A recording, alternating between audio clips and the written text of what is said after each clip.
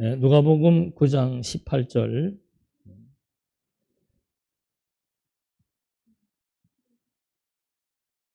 우선 16절부터 하겠습니다. 예수께서 떡 5개와 물고기 2마리를 가지사 하늘을 우러러 축사하시고 떼어 제자들에게 주어 무리에게 나누어 주게 하시니 먹고 다 배불렀더라. 그 남은 조각을 12바구니에 거두니라. 예수께서 따로 기도하실 때에 제자들이 주와 함께 있더니 물어 이르시되 무리가 나를 누구라고 하느냐?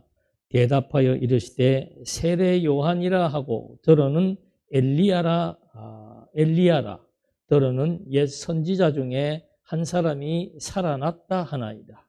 예수께서 이르시되 너희는 나를 누구라 하느냐?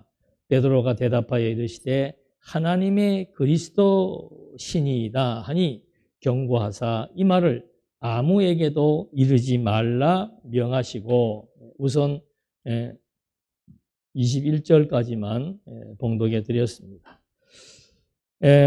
이 복음서가 어떤 분들은 쉽다고 생각합니다만은 복음서의 맥락을 찾아서 연결시켜 해석을 하려고 그러면은 제가 볼 때는 참 어려운 부분이 복음서가 아닐까.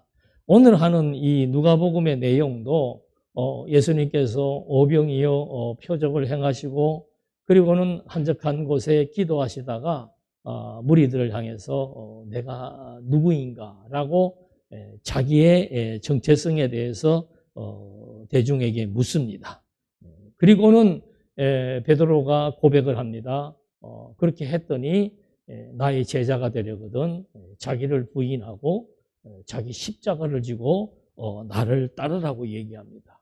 여러분들이 한번 가만히 들어보십시오. 이게 도대체 뭐 이 얘기했다가 이 얘기했다가 그리고는 나를 십자가를 지고 나를 따르라 해놓고는 변화산에 데리고 가서 또 베드로와 요한과 야고보로 하여금 생전 보지도 못했던 듣지도 못했던 처음 관경하는 그런 세계를 또 보여줍니다. 그리고 나서는 또 귀신 들린 아이가 귀신 들린 아이가 있어서 그 아버지가 예수님에게 간청하니까 그를 치료해 주고 납니다. 그랬더니 제자들이 딴짓을 합니다. 우리 중에 누가 크냐? 라고 하면서 사건이 전개되고 있지요. 그러니까 이 꼭지들이 한 4개, 5개가 되는데 도대체 이 사건들이 서로 어떤 맥락에서 연결되고 있는지, 도대체 무엇을 말하기 위해서 이렇게 다양한 사건들이 포진되어 있으며 우리들로 하여금 이것을 어떤 관점에서 바라보고 이해를 해야 되는지, 이런 것들이 참 복음서를 해석하고 이해하는데 굉장히 난해하고 어렵습니다. 보통 성경을 읽을 때는 그냥 사건별로 읽고 예수님이 하신 말, 예수님이 제자가 되려면은 자기 뭐 십자가를 지고 고난을 받아야 되고 뭐 그러더라. 그게 도대체 무슨 의미가 있냐라고 하는 것을 우리가 질문을 해볼 때 정말 쉽지 않다. 그래서 오늘의 그 내용의 주제는 나라에 대한 의미입니다. 이제 하나님께서 조금 전에도 읽어드린 말씀대로 예수님께서 앞 단원에서 하신 사역은 뭔가 하면은 바다를 잠잠케 해서 자연을 지배했습니다.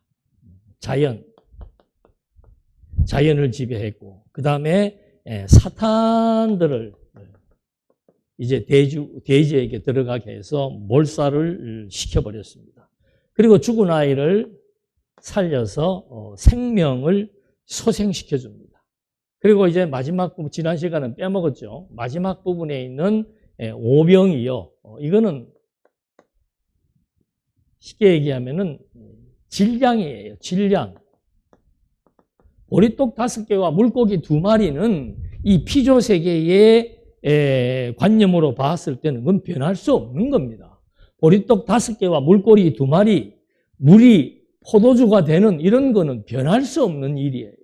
근데 이제 제일 마지막 사건이 바로 일반적으로 과학자들이 주장하고 있는 질량 보존, 물고기 5마리는 5개고 보리떡 2개는 2개다 라고 하는 그 질량이 다 정해져 있다는 거죠. 그래서 이 예수께서 인간은 할 수 없고 어느 누구도 해낼 수 없는 그런 자연과 사탄과 생명과 질량의 한계, 이 피조 세계에 딱 갖추어져 있는 이 한계를 초월하셔서 당신이 바로 하나님의 아들 그리스도다. 이걸 이제 보여준 것입니다. 그래서 이제 이 질량의 이 피조 세계에서 이런 한계를 초월한 사역을 통해서 예수는 우리에게 무엇을 말하고 우리에게 무엇을 설명해 주려고 하는가? 그 목표는 하나님의 나라예요. 이 하나님의 나라라고 하는 것은 이 세계에 있는 개념을 가지고는 찾아 들어갈 수 없습니다. 그래서 이 세계를 초월해야만 이 세계의 한계를 뛰어넘는 사역을 통해서만 하나님 나라를 볼 수 있고 하나님 나라를 설명할 수 있고 증거할 수 있는 거죠. 예수님이 이제 지난 시간에까지는 이렇게 모든 한계를 초월해내는 이 땅 위에 있는 어떤 능력자도 행할 수 없었던 그런 역사를 통해서 당신이 하나님의 아들 그리스도라는 것을 보여주었습니다. 자, 이제는 예수님께서 제자들에게 질의응답을 합니다. 그러면서 다시 한 번 더 당신의 존재가 무엇인지를 밝히는 거예요. 그러니까 와서 하는 얘기, 내가 누구냐고 물으니까 무리들이 대답하기를 세례 요한, 엘리야 또는 옛날 선지자.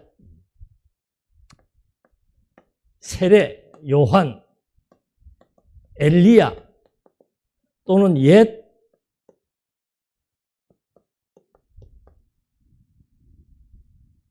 제가 필체가 좋은데 옛 선지자, 이렇게 일반 대중들은 생각을 하고 있는 거죠. 왜 그렇겠습니까? 그게 이제 오늘 강의의 포인트예요. 왜 그런가? 아니, 이때까지 이게 지금 예수님이 하신 그 초월적 사역이나 예수님이 증거하려고 하는 하나님 나라라고 하는 것은 이 피조 세계에서 보지 못하고 듣지 못하고 경험해 보지 못한 세계라 이 말입니다. 그러니까 그분이 하는 일을 지금 일단 보여주었지만은 이분의 정체성에 대해서 정확히 인식하기가 힘든 거죠. 그러니까는 무리들은 그냥 그렇게 대답할 수밖에 없는 거예요. 세례 요한이 살아났나? 헤롯도 그랬죠. 세례 요한이 살아났나? 엘리야인가? 엘리야가 표적을 많이 행했단 말입니다. 엘리야인가? 아니면 그냥 옛날 여러 선지자 중에 한 사람인가? 자기들이 경험했던 경험치 안에서의 어느 누구라고만 말할 수밖에 없는 거예요. 그러니까 지금부터 전개되고 소개되는 분은 전혀 일반적으로 상식적으로 생각하고 있는 그런 분이 아니고 완전히 다른 존재라고 하는 것이 이제 누가복음에서 밝히려고 하는 거예요.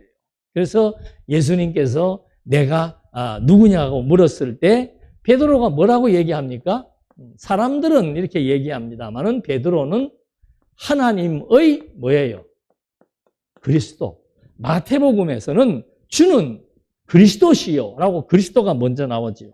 그리고 살아계신 하나님의 아들이라고 얘기를 하는데 누가복음에서는 하나님의 그리스도다. 하나님의라고 하는 것은 하나님으로부터 하나님께서 보내신 그리스도다라고 하는 그런 뜻이에요. 그러니까 여기에 주어가 뭔가 하면은 하나님과 아주 결부된 존재라고 하는 사실을 말하고 있는 겁니다. 그러니까 여기는 그냥 선지자, 세례 요한도 선지자죠. 그러니까 구약 시대의 선지자의 개념과 지금 오늘 새롭게 소개되고 있는 그분과의 차별화가 바로 뭔가? 하나님이 직접 보내신 분이다. 앞에서 공부한 내용으로 봤을 때는 하나님의 아들이다. 자, 우리는 신구약 성경을 통해서 이미 다 예수의 정체성을 다 확인했기 때문에 하나님의 아들이라고 해도 전혀 이상하지 않습니다. 그런데 이것을 경험해보지 못한 어떤 그 시대의 사람들에게 있어서 뭐 선지자 이상 가는 사람이 있나? 예? 다윗 왕보다 우월한 왕이 있을 수가 있나? 뭐 일반적으로 구약에 있던 제사장들보다 뭐 색다른 제사장이 있을까? 전혀 경험해보지 못한 거죠. 예. 우리는 구약 성경에 예언을 했다라고 하지만은 구약 시대를 살아온 유대인들의 입장에서는 그들이 경험해보지 못한 일들에 대해서 이렇게 수용되거나 이해되거나 납득되지 않는 개념이에요. 그래서 그들이 그냥 구약 시대에 경험해왔던 선지자 정도의 개념으로 알고 있었는데 예수님은, 베드로는 예수는 하나님으로부터 오신 하나님께서 보내신 그리스도다. 자, 그리스도 안에는 선지자도 있고 왕도 있고 제사장이 있습니다. 제사장은 레위 지파입니다. 왕은 다윗 지파예요. 선지자는 하나님이 그때그때 필요해서 부른 자입니다. 그런데 예수는 누굽니까? 하나님이 보내신, 요한복음에서는 하나님의 아들이 세상 안으로 왔다라고 얘기를 하고 있죠. 이걸 이 사람들이 어떻게 이해를 하겠냐 이 말입니다. 사실은 베드로도 말을 그렇게 했지만 그 의미, 깊은 의미는 이해하기가 힘든 거죠. 그래서 자, 더 이해할 수 없는 결정적인 문제가 나옵니다. 자, 그렇게 해서 그리스도이시니이다라고 얘기하니까 예수님께서 경고하사 이 말을 아무에게도 이르지 말라라고 얘기합니다. 당신의 정체에 대해서 하나님의 그리스도라고 하는 이 사실에 대해서 아무에게도 말하지 말라. 왜 그랬을까요? 대부분의 많은 사람들이 메시아, 유대인들은 메시아를 기다리고 있습니다. 근데 그들이 기다리고 있는 메시아에 대해서 그들이 생각하고 있는 이상의 것을 넘지 못하고 있다 이 말입니다. 도대체 하나님의 그리스도라고 하는 이 말의 의미가 무엇인지를 유대인들은 정확히 이해하지 못하고 있는 거예요. 예를 들면은 모세, 이제 오늘 여기에도 모세가 나옵니다.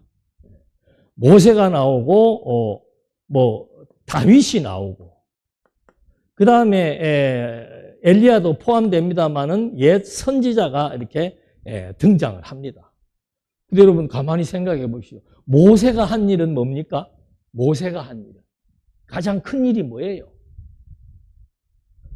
이스라엘 민족을 애굽에서 해방시킨 분입니다. 두 번째, 다윗은 어떤 분이에요? 다윗은 이스라엘의 나라의 정치적인 체계를 확립해서 국가의 개념을 만든 사람이에요. 그러니까 이렇게 사분오열되어 있던 이스라엘 나라가 이제 완전 하나의 국가로 자리 잡게 한 자가 다윗입니다. 그러면 모세 그러면은 무슨 생각이 납니까? 유대인들은. 여러분들이 유대인이 한번 돼보란 말입니다. 400년, 이거 400년 노예 생활을 했다라고 하는 것은 인간의 DNA가 바뀔 정도의 기간이라고 얘기합니다.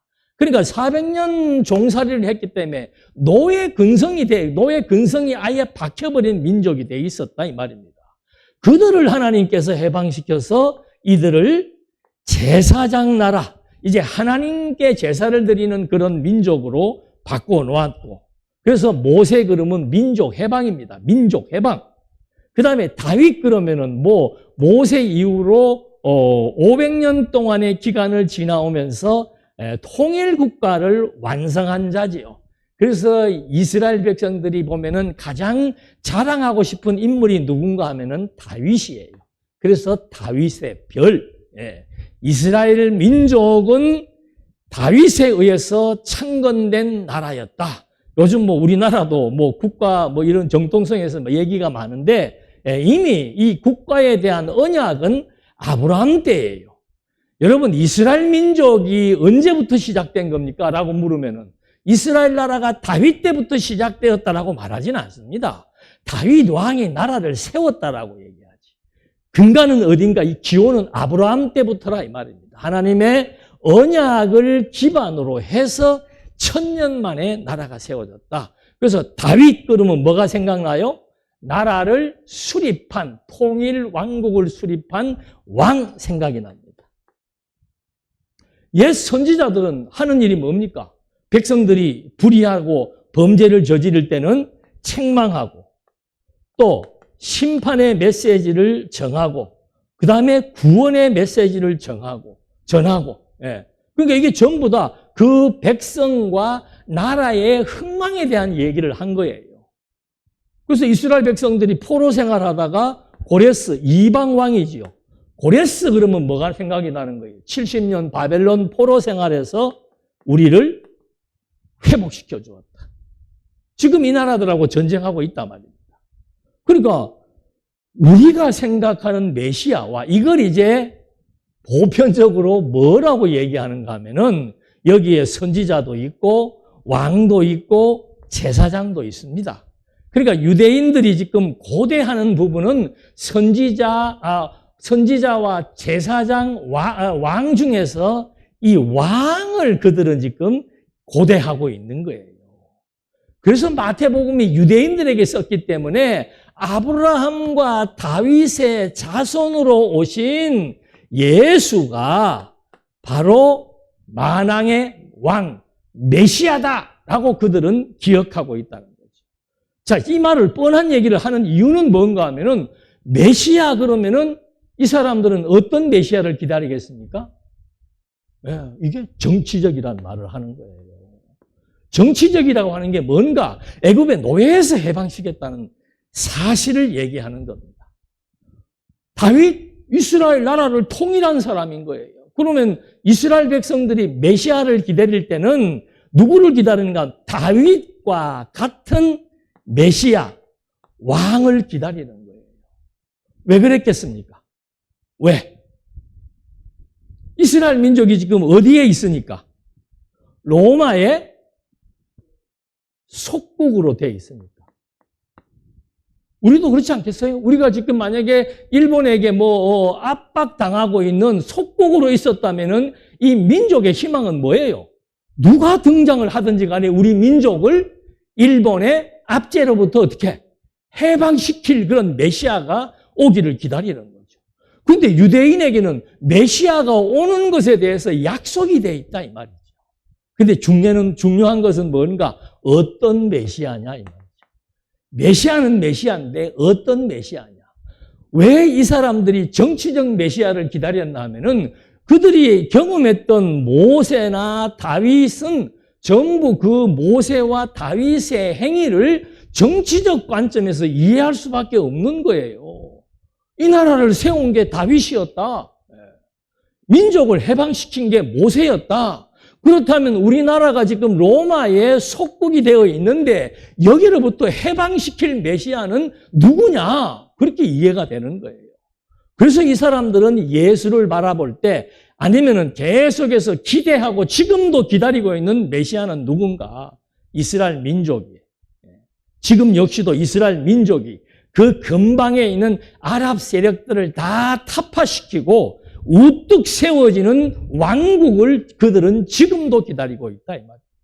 문제는 뭔가 하면은 예수께서, 그렇다면 예수님은 기다리는 거는 정치적인 메시아를 기다리고 있고 그 시대의 무리들도 예수를 정치적 관점에서 바라보는 거예요. 그냥 선지자적 관점에서 아니면 모세의 관점에서 다윗의 관점에서 바라보고 있다는 거죠. 그래서 베드로한테 그럼 너 나 누구라 그러냐? 예수님은 하나님이 보내신 메시아입니다. 큰 어떤 면에서 볼 때는 큰 차이가 안 나는 대답일 수도 있어요. 자, 그래서 그 다음에 무슨 말이 나오는가 하면은 22절에 베드로가 하나님의 그리스도라고 얘기하니까 이르시되 인자가 고난을 받고 장로들과 대제사장들과 서기관들에게 버림받아 죽임을 당하고 제3일에 살아나야 하리라. 여러분, 다윗이 나라를 세울 때는 어떻게 세웠습니까? 주변 나라들을 다 초토화시키고 대단한 권능을 가지고 나라를 세웠습니다. 그러면 상식적으로 예수님도 나라를 세우려면 어떻게 해야 돼요? 엄청난 정치적인 능력을 가지고 그 능력을 발휘해서 유대 나라를 그냥 로마의 속국으로부터 해방시켜야 된다 이 말입니다. 그게 보편적인 정치적 메시아관이었다 이거죠. 근데 예수님은 뭐라고 얘기를 하는 거예요? 고난받는 메시아에 대해서 그들은 이해가 안 되는 거죠. 고난받아 자기 동족들에게 고난받아 죽임을 당하고 그 뒤에 있는 부활에 대해서는 이거는 경험해 보지 못한 역사이기 때문에 그들은 뭐 이해하려고도 하지 않습니다. 그들이 충격적으로 받아들이는 것은 뭔가 하면은 아니 어떻게 정치적 메시아가 고난을 받아 죽어? 그게 무슨 메시아냐 이 말이죠. 이 갭은 하늘과 땅 차이예요. 예. 여러분 지금도 그리스도를 우리의 삶 속에서 나를 풍요롭게 하시는 분, 내 생각대로 이루어주시는 분, 그런 식의 기복적 사상을 가지고 예수를 믿는 사람들도 많다는 거죠. 그게 훨씬 쉽지요.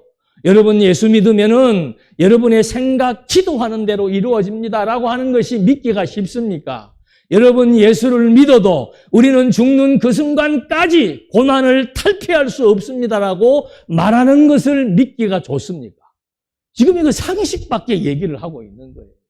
어느 누구도 여기에 대해서 동의하기가 힘들단 말입니다. 그러니까 제자들이 나중에 듣기도 싫어한다고 그래요. 오늘 9장에서 오늘 할 내용 가운데서 이 고난과 죽음에 대한 얘기를 3번씩이나 반복해서 하고 있다. 그건 왜 그런가?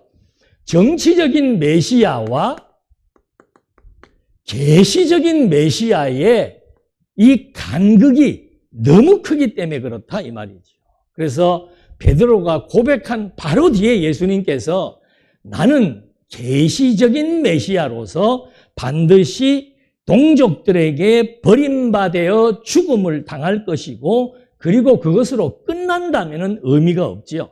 다시 살아난다는 거죠. 그러니까 이때까지 여기에서 뭐 어느 사람도 마찬가지예요. 유대인이든 이방인이든 이 나라가 회복된다라고 하는 것이 지금 예수님이 가지고 있는 이 나라의 회복에 대해서는 알 수도 없고 믿을 수도 없는 그런 상황이라 이 말이지.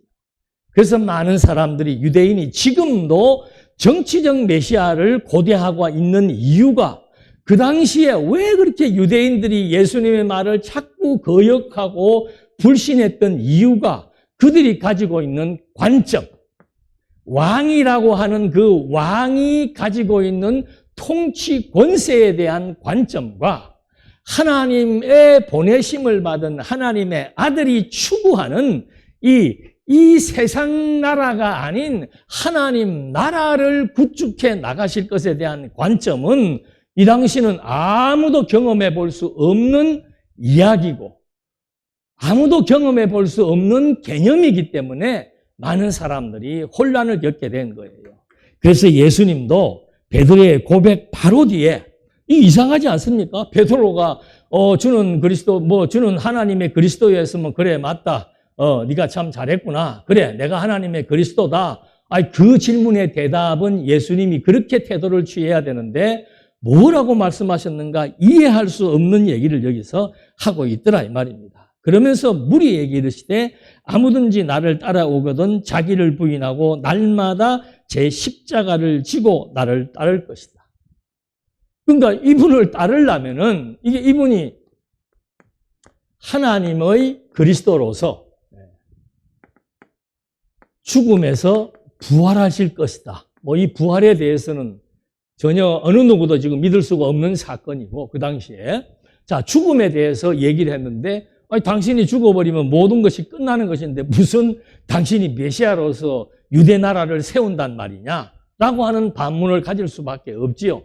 그런데 또 한 가지가 뭔가 하면은 너희들 나를 따르려거든 어떻게 해라? 자기를 부인해라. 그 다음에 자기의 십자가를 져라. 이거 참 난해한 내용이에요. 자기를 부인한다는 것은 인간의 욕망을 추구하지 않는 것과 똑같습니다.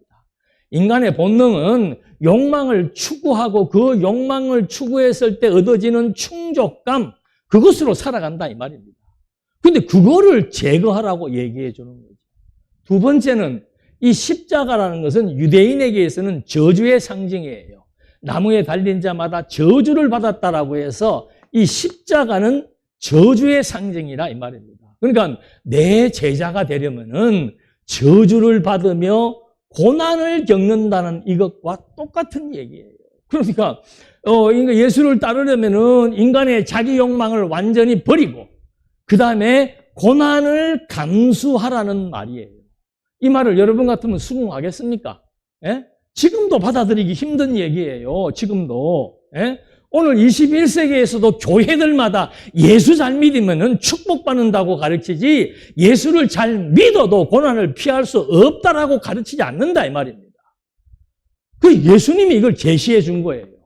그러니 정치적 메시아를 생각하고 있던 그들, 유대 나라가 번창할 것이고 유대 나라가 로마와 맞서 싸워서 승리할 것을 기대했던 메시아, 그가 와서 자기는 죽는다고 얘기하고 그가 와서 자기를 따르는 사람들은 고난받아라고 얘기하는 데 대해서 어느 누가 거기에 동의하면서 그래, 나는 당신을 따르겠습니다. 당신이 정말 메시아입니다라고 고백할 수가 있냐라는 거죠. 이래서 지금 이제 이 고난의 개념이 예수님께서 바울을 부르실 때도 그랬어요. 너는 이방인에게 복음을 전하지만은 너는 고난을 받을 것이다. 그리고 바울도 교회들에게 정말 너희에게 은혜를 주신 것은 하나님의 영광을 찬송할 수도 있는 것도 있지만은 무엇을 받게 하려 함이라? 고난을 받게 하려 합니다. 그러니까 이 고난이라고 하는 것은 사도 시대에는 사도의 표징이에요. 사도와 거짓 사도의 차이가 뭔가? 거짓 사도는 고난받지 않습니다. 그래서 바울이 고린도 교회에 침투한 거짓 사도들에게 고린도 교회 교인들이 넘어가 있으니까 유혹되어 있기 때문에 자기가 참 사도라고 하는 사실을 무엇으로 입증하려고 하는가? 자기의 생애를 통해서 말하고 있습니다.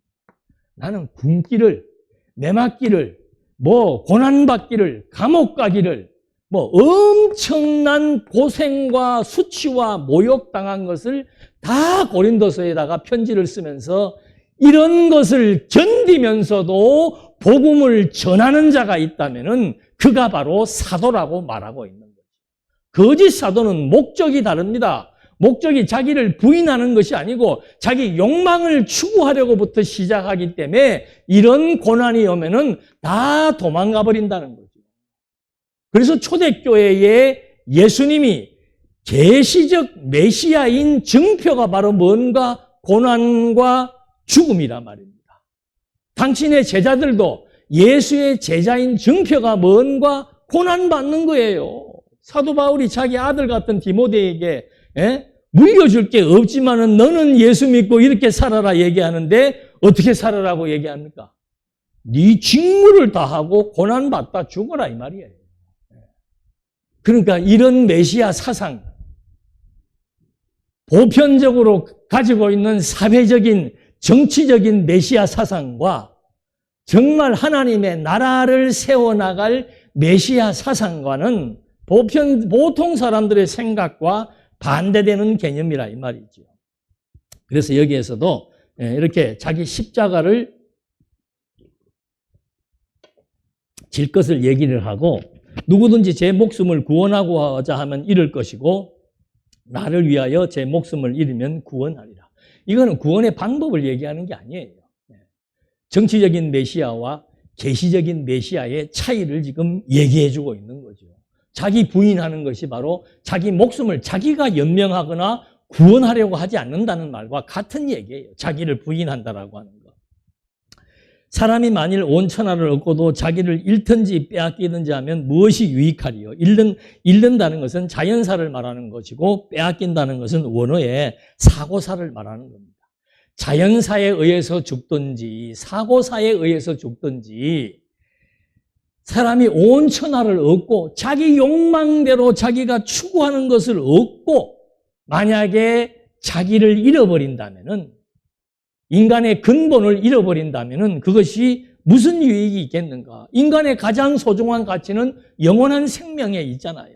그 영원한 생명은 계시적인 메시아를 믿음으로 말미암아 주어지는 것인데, 그걸 기대하지 않고 자기를 부인하지 않고 자기 욕망을 추구하면서 살다가 죽은 사람에게는 가장 중요한 영원한 생명의 가치를 잃게 된다. 그러면서 누구든지 나와 내 말을 부끄러워하면 인자도 자기와 아버지와 거룩한 천사들의 영광으로 올 때 그 사람을 부끄러워하리라.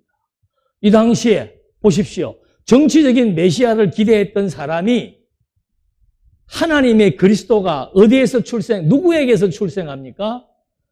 요셉과 마리아. 그것도 유대인들이, 정통 유대인들이 사는 유대 땅이 아니고 북쪽 갈릴리에 있는 조그마한 시골 마을에서 아버지의 직업은 목수의 아들입니다. 그 목수의 아들이 와가지고 내가 메시아다라고 얘기했을 때 사람들이 다 웃긴다 그러고 냉소적으로 대하고 부끄러워한다 이 말이죠. 납득 안 되니까. 예. 그래서 그 메시아를 배척했다 이 말이죠. 그러면 나도 최종적으로 영광으로 나타날 때 그건 바로 그리스도의 심판, 그 심판은 바로 영광의 심판이다. 여기에서는 영광의 모습이 보이지 않지만 마지막 부활의 영광을 보여주기 이전까지의 예수의 행적은 어떻게 보면 부끄러울 수 있다 이 말이죠.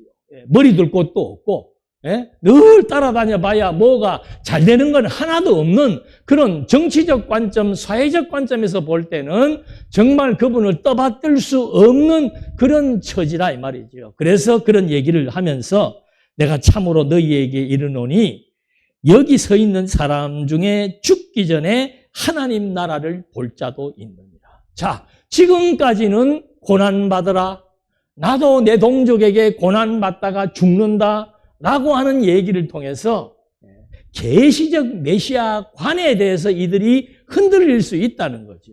그러나 이제 내가 왜 이 땅 위에서 고난을 받고 죽어야 되느냐? 그것은 바로 죽음 뒤에 오는 부활의 영광이 있기 때문이다. 왜 이 세상에 살면서 나의 제자들이 고난을 받아도 괜찮은가? 그것은 바로 고난 뒤에 나타날 바로 이거죠. 이 하나님 나라의 영광은 세상의 영광과 가치와 비교할 수 없다는 것을 이제 제시해 주려고 하는 거예요.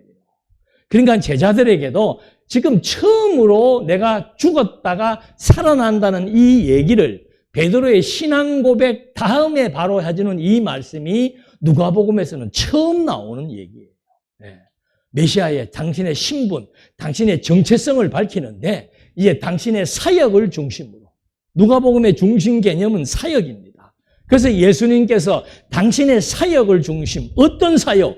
고난 사역, 죽음 사역, 그리고 부활의 사역을 통해서 최종적인 하나님 나라의 영광을 드러내실 이 사역을 이제 증거해 주는데, 지금까지 너희들이 내 말을 믿지 못했다면은 내가 왜 내 제자들에게 고난을 받아야 된다고 말했는가? 그것은 인생이 고난으로 끝나지 않고 모든 인간은 고난을 받으면은 피하려고 하지만 내 제자들, 나를 따르는 사람들에게는 그 고난을 두려워하지 않을 것이다. 왜냐하면 이제 내가 너희들에게 보여줄 하나님 나라의 영광이 무엇인지를 내가 보여주려고 하기 때문이다. 자, 그 영광이 무엇인가 보십시다. 바로 이제 우리가 잘 알고 있는 변화산일에 대한 얘기를 여기에서 지금 나타나고 있습니다. 그래서 이 변화산에 대한 의미가 예수님께서는 어떻게 해서 이 변화산을 보여주는가? 바로 정치적인 메시아를 기대하고 있는 자들에게 나를 따르면은 자기를 부인해야 되고 욕심을 저버려야 되고 자기에게 주어진 고난의 몫을 담당하게 될 것이라고 말했던 예수께서 내가 세울 나라는 이것으로 끝나는 것이 아니고 이 피조 세계에 사는 동안은 고난을 떨쳐버릴 수 없지만 이 세계가 종결된 뒤에 전개될 영원한 하나님 나라의 영광이 무엇인지를 보여주겠다고 말하는 거예요. 그래서 이 말씀을 하신 후 8일쯤 되어서 이제 내가 영광을 보여주겠다. 하나님 나라의 영광을 보여주겠다고 얘기하고 8일이 지난 다음에 베드로와 요한과 야고보 3명만 데리고 기도하러 산에 올라가십니다. 예수님께서 기도하실 때 용모가 변화되고 그 옷이 휘어져 광채가 나더라. 그러니까 이런 것도 지금 다 처음 경험하는 거예요. 말을 할 수가 없어요. 예. 여러분과 함께 기도하러 갔던 사람들의 얼굴의 모양이 바뀌어버립니다. 그리고 막 몸에서 막 광채가 나서 눈이 부십니다. 만약에 그런 걸 경험했다면은 벙어리 안 되면 다행이에요. 완전 충격적인 사건이란 말입니다. 그런 거를 이제 보여주면서 문득 두 사람이 예수와 함께 말하니 이는 모세와 엘리야라.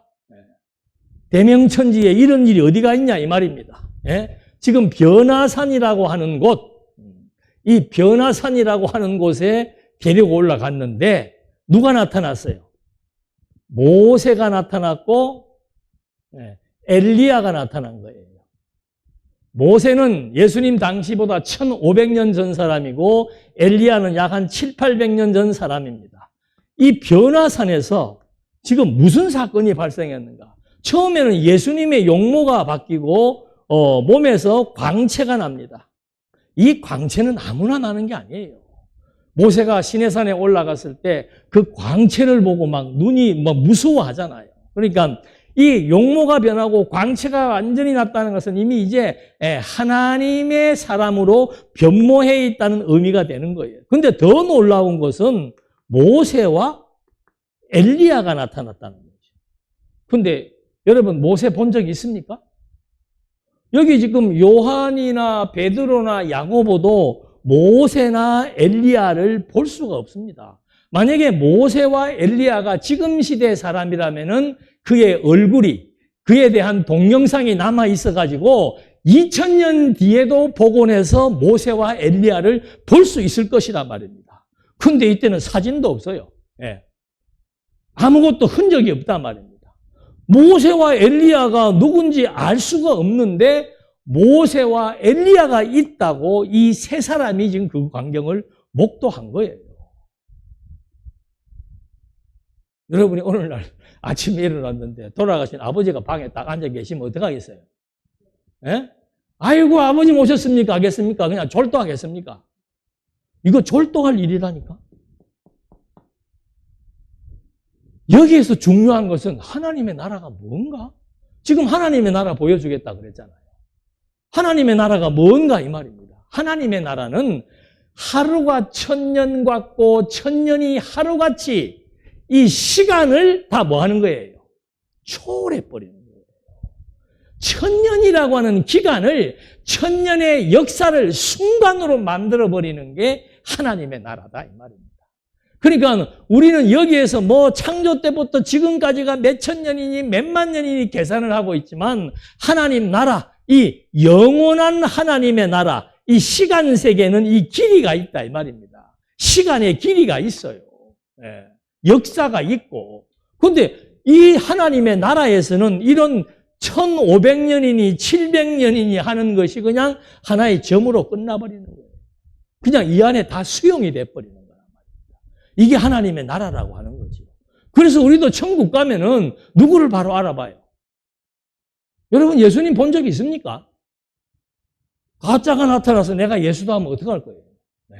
이 시대도 마찬가지였고 가짜 예수들이 많이 있었어요. 근데 하나님의 나라는 시간을 초월하고 모세와 엘리야를 본 적, 그들의 형상을 본 적도 없는데 그들을 바로 알아볼 수 있다 이 말입니다. 그래서 하나님의 나라라고 하는 것은 시간, 공간, 이 사람들은 언제적 사람이 이때 완전히 뭐 고대 이스라엘의 사람이었는데 지금 현대 이스라엘로 등장을 해버린 거예요. 공간을 초월해버리고 우리 눈에 나타나는 이 형상을 초월해서 우리는 알지 못한 사람을 모르지만 이 세계는 알지 못한 사람도 그냥 바로 한 핏줄로서 인식하게 되는 그런 하나님의 나라. 시간을 초월한다, 형상을 초월한다, 공간을 초월한다. 여기저기의 개념을 벗어나서 역사되는 이곳이 바로 하나님의 나라라고 지금 여기에서 보여주는 겁니다. 그래서 32절에 베드로와 및 함께 있는 자들이 깊이 졸다가 온전히 깨어나 예수의 영광과 및 함께 선 두 사람을 보더니 기절했는 모양이네. 두 사람이 떠날 때 베드로가 예수께 여짜오되 우리가 여기 있는 것이 좋사오니 우리가 초막 셋을 짓되 하나는 주를 위하여 하나는 모세를 위하여 하나는 엘리야를 위하여 하사이다 하되 자기가 하는 말을 자기도 알지 못하더라. 비몽사몽. 지금 비몽사몽간에 지금 막 너무 좋으니까 나 눈에 보이는 게 지금 모세와 엘리야니까 예수님의 집 하나 짓고 모세 엘리야의 집 하나 지읍시다 라고 얘기를 하는 거예요. 그러면서 자기가 하는 말도 모를 그때쯤 34절 이 말을 할 쯤에 구름이 와서 그들을 덮는지라 구름 속으로 들어갈 때 그들이 무서워하더니 구름 속에서 소리가 나서 이르되 이는 나의 아들 곧 택함을 받은 자니 너희는 그의 말을 들으라. 그러면서 오직 소리를 외침에 오직 예수만 보이더라. 제자들이 잠잠하여 그 본 것을 무엇이든지 그때에는 아무에게도 이르지 아니하니라. 이르지 않고 싶어서 않는 게 아니고 설명을 할 수가 없는 거예요. 설명을. 우리가 예수님하고 기도하러 갔는데 그때 모세와 엘리야 봤다 그러면 누가 믿을 사람이 있습니까? 저 정신 나갔다 그러지요. 이건 그 당시에 목도한 그들도 정신이 혼미해졌고 이 사실을 정확한 하나님의 나라에 대한 사실을 이들의 경험치로서는 설명도 할 수 없다는 거죠. 변화산의 핵심은 뭡니까? 하나님이 나타나셔서 어떻게 해요? 이는 누구다? 하나님의 그리스도는 이 말입니다. 베드로가 말했던 하나님의 그리스도는 하나님의 아들이고 하나님이 택한 자라 이 말이죠. 그래서 이제부터는 하나님이 택한 하나님의 아들이 하나님의 작정대로 이제 섭리를 시작하겠다. 자, 이거를 다른 말로 하면은 이제 그들이 한 번도 경험해 보지 못했던 구속 원리, 이스라엘 민족이 회복되는 방식과 지금 하나님의 아들이 오셔서 하나님의 백성들을 구속하는 원리는 차원이 다르다는 거죠. 한 번도 이스라엘 역사에서 이스라엘 민족의 회복을 위해서 죽음에서 부활하신 일은 한 번도 없다 이 말. 어느 누구도 그런 일은 없다는 거예요. 지금 하나님이 제시한 하나님 나라의 새 질서는 뭔가, 구속의 원리는 뭔가, 듣도 보다 못한 얘기, 바로 하나님의 아들이 앞에서 얘기한 대로 자기 종족들에게 버림받고 고난받아 죽었다가 부활한다는 이것이 하나님이 제시해 주는 새로운 하나님 나라의 질서, 구속, 원리를 지금 여기에서 전개해 나가고 있다는 것을 확인해 볼 수 있는 거죠. 그래서 이 변화산에서는 이제 하나님의 아들에 대한 정체성을 확인시켜주고 하나님 나라에 대한 맛을 보여주는 겁니다. 우리가 말로서 표현할 수 없는, 아무 말도 할 수 없는 그런 초월의 세계, 시공간과 형상을 초월하는 세계를 그들에게 보여주고 이제는 하나님의 아들을 통해서 앞에서 얘기했던 베드로가 고백했을 때, 하나님의 그리스도라고 고백했을 때 예수님이 죽음에서 부활한다라고 하는 이 구속 원리를 이제 예수님께서 어떻게 펼쳐 나갈 것을 여기에서 예시해 주고 있는 겁니다. 그래서 이튿날 산에서 내려오시니 큰 무리가 맞을세.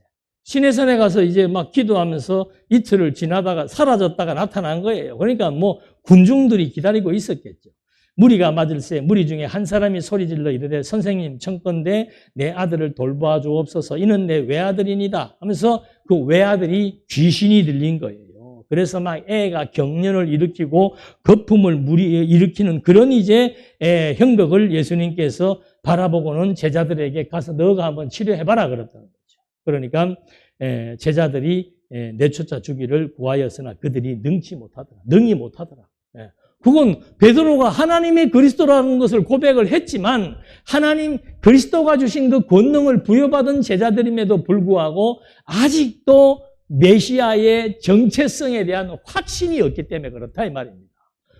메시아가 하나님의 그리스도요, 하나님의 아들이요, 하나님 나라의 주체라는 사실을 안다면은 당연히 하나님의 나라가 임하면은 사탄 권세가 제압당하는 것을 예수님이 보여줬잖아요. 그런데 그들은 아직도 이 계시적 메시아관에 대한 확신이 부족하니까 귀신을 내어쫓지 못한 거예요. 그래서 예수께서 그 귀신을 꾸짖으시고 아이를 다시 건강하게 하니까 43절에 사람들이 하나님의 위엄에 놀라더라 그랬습니다. 자, 지금 이렇게 몇 가지 사안들을 보시면은 베드로가 예수에 대해서 하나님의 그리스도라고 고백을 했습니다. 그런데 예수님께서 구속 원리를 제시하십니다. 하나님의 그리스도가 하시는 사역의 내용이 뭔가? 죽음에서 부활할 것이다라고 제시해 준 거예요. 그리고 너희들 나를 따르려면은 너희들도 내가 이 죽음이라는 고난의 과정을 겪는 것처럼 너희들도 자기를 부인하고 자기 십자가를 지어야 된다 하면서 나를 부끄럽게 여겨서는 안 된다라고 얘기를 하는 거예요. 왜? 요거는 요 전반부의 과정, 그들이 생각하고 있는 정치적, 이상적인 메시아관에서 볼 때는 이거 하기 힘들다 이 말입니다. 그러나 내가 누구인지를 정확히 안다면은 너희들은 내가 받는 고난에 대해서 기꺼이 동참할 수 있고 나를 부끄러워하지 않을 수 있을 것이다. 이 말을 해놓고는 보여주는 것이 뭐예요? 바로 하나님의 나라에 대해서 변화산에서 보여주는 겁니다. 모세와 엘리야를 만납니다. 시간과 공간과 형상을 변화시키고 초월시키는 그런 역사를 경험하게 됩니다. 그러니까 이들의 눈에 보이는 모세와 엘리야와 예수님의 집을 짓자고 얘기합니다. 그런데 예수님께서는 그 두 개의 집은 필요 없고 당신만 덩그러니 남아있는 거예요. 집 짓자 그랬더니 두 사람은 사라져버리고. 왜? 이 두 사람은 실체가 아니에요. 메시아가 아니라 이 말입니다. 하나님의 아들 메시아만이 남아있는 상황, 그 상황에서 하나님께서 이는 내 사랑하는 아들이고 나의 택한 자, 나는 이 아들을 통해서 이가 예고했던 구속 원리를 실행하겠다. 왜? 이 구속 원리가 창세전 에베소서 1장 7절에 창세전부터 하나님께서 내 아들 그리스도 안에서 거룩하고 흠이 없게 하나님의 백성들을 거룩하고 흠이 없게 하시려고 그의 피로 이게 죽음이에요. 그의 피로 그들을 속량하사 하나님의 아들들이 되게 하시겠다라고 했던 하나님께서 창세 전부터 예비하셨던 구속 원리, 그거를 이제 이 아들을 통해서 실현해서 하나님의 나라를 구축하겠다 이 말입니다. 자, 이렇게 엄청난 얘기를 하고 내려오시면서 제자들이 아직도 메시아 관이 잘못되었다는 것을 보여주기 위해서 귀신 들린 아이를 예수님께서 치료합니다. 귀신을 쫓아내버리고 그 아이를 낫게 합니다. 이 사건이 여기에서 왜 발생한 거예요? 귀신 들린 아이를 이제 낫게 합니다. 그러면서 44절에 그 일을 행하시면서 예수님이 뭐라 하시는가 하면은 이 말을 너희 귀에 담아두라. 인자가 장차 사람들의 손에 넘겨지리라 하시되 그들이 이 말씀을 알지 못하니 이는 그들로 깨닫지 못하게 숨긴 바 되었습니다. 또 그들은 이 말씀을 묻기도 두려워하더라. 예수님께서 고난받아 죽는다는 말, 이 귀신 쫓는 표적을 보여주시고서는 인자가 사람들의 손에 넘겨진다. 이것도 역시 고난과 죽음을 의미하는 거죠. 그거 그들이 싫어한다 이 말입니다. 그리고 여기서는 빠졌는데 변화산에서 31절에 변화산에서 31절에 중요한 얘기가 나옵니다. 변화산에 나타나가지고 하나님의 영광을 보여주시면서 예수님이 뭐 하실 거? 별세하신다. 별세라고 하는 것은 요즘은 잘 안 쓰는 얘기인데 별 이별이에요. 세상을 떠난다 이 말입니다. 그러니까 이 앞에서는 죽음에서 부활한다. 여기에서는 세상을 떠난다. 왜 떠나는가? 죽는다 그 말입니다. 왜 죽는가? 창세전 하나님이 약속하신 구속 원리에 속하는 죽음을 이루시기 위해서 세상을 떠나겠다 이 말입니다. 그리고는 또 귀신 쫓는 표적을 보여주시고는 내가 고난받아 죽을 것이라는 것을 또 세 번째로 예고해 주는 거죠. 그러니까 이것이 얼마나 중요한 거냐 이 말입니다. 내가 누구냐라고 했을 때 베드로의 고백 뒤에 당신의 죽음과 부활을 얘기합니다.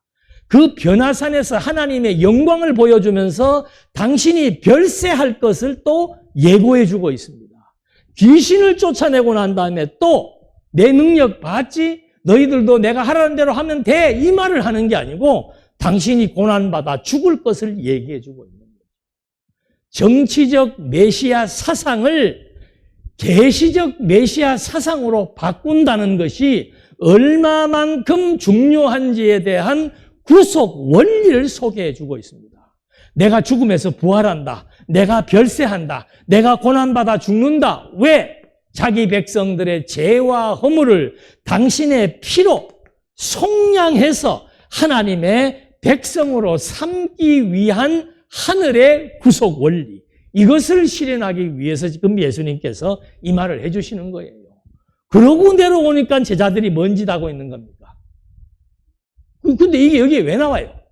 누가 한번 생각해요. 여기에서 누가 크냐? 이게 왜 나옵니까? 여기에서. 누가 크다, 작다는 무슨 관점이에요? 정치적 관점이죠.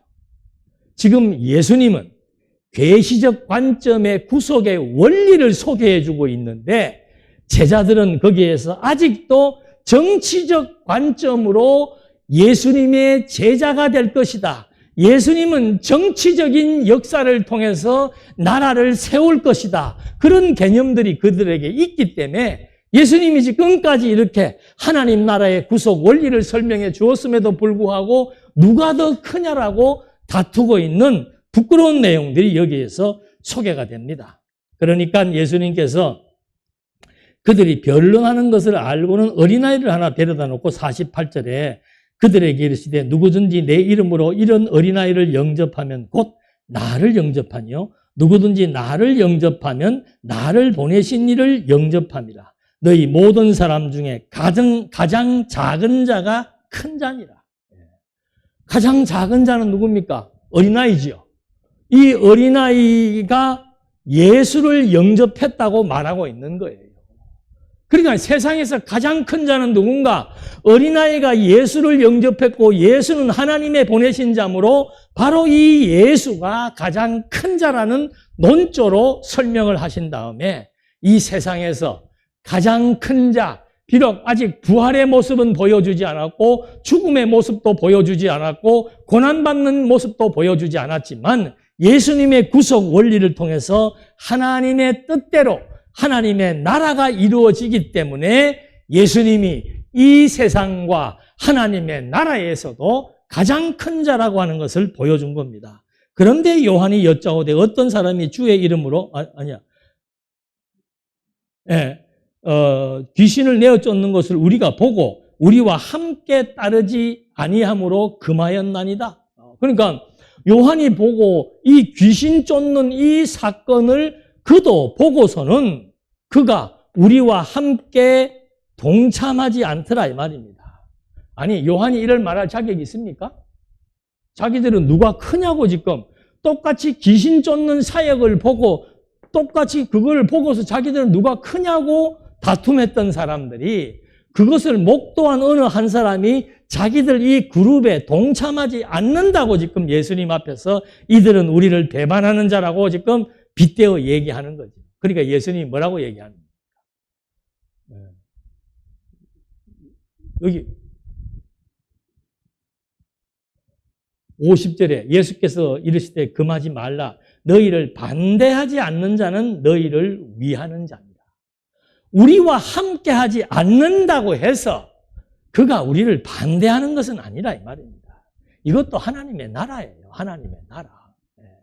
하나님의 나라는 지금 이 속에, 이 공간 속에 우리와 함께 해야 예수 믿는 사람이 아닌 거예요. 여기에 없어도 미국에 있든 북극에 있든 이 세상에서 가장 큰 자, 하나님의 구속 원리를 실행할 하나님의 아들 그리스도를 믿으면은 우리와 함께 하던 다른 공간에 있던 그것이 무슨 상관이냐 이 말이죠. 그래서 이 집단 이기주의를 타파하고 하나님의 나라에서 이루어지는 진정한 공동체, 그 중심에는 한 분밖에 없다는 거죠.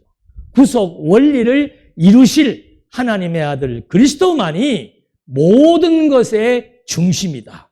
그 중심점을 우리에게 보여주기 위한 구속 원리가 죽음에서 부활한다는 사건을 여기에서 제시해주고 있는 거죠.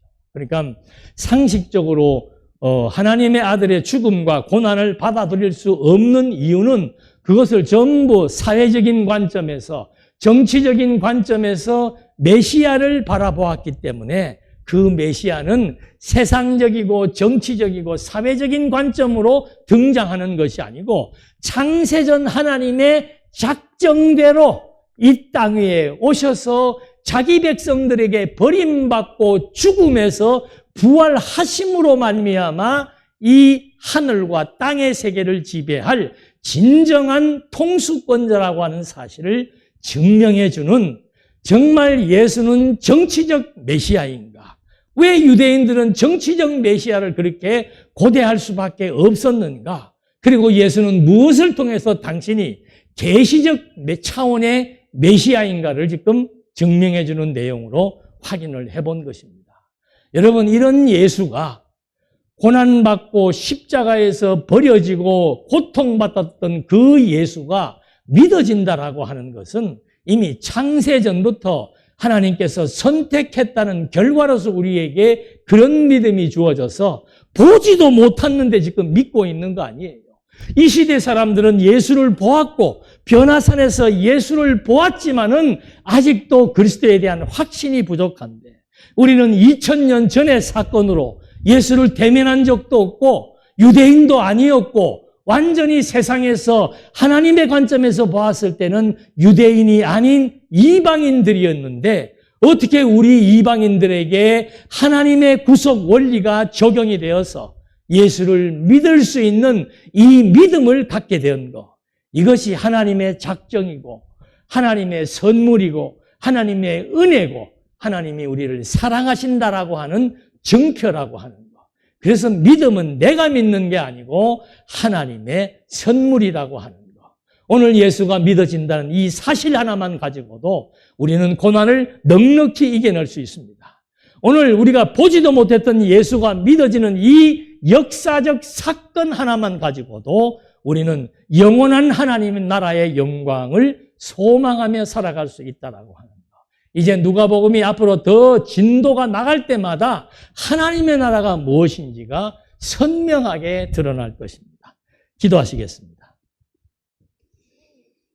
보이는 것이 다일 수밖에 없는 이 현존하는 세계 속에서 보이지 않는 하나님을 만날 수 있었고, 보이지 않는 하나님의 나라를 소망하며 살아갈 수 있고, 보이지 않는 하나님의 아들 그리스도의 구속 원리가 믿어져서 하나님의 친백성이 되었다는 이것이 바로 내 인생의 기적이고 내 삶의 가치로 다가오는 줄로 압니다.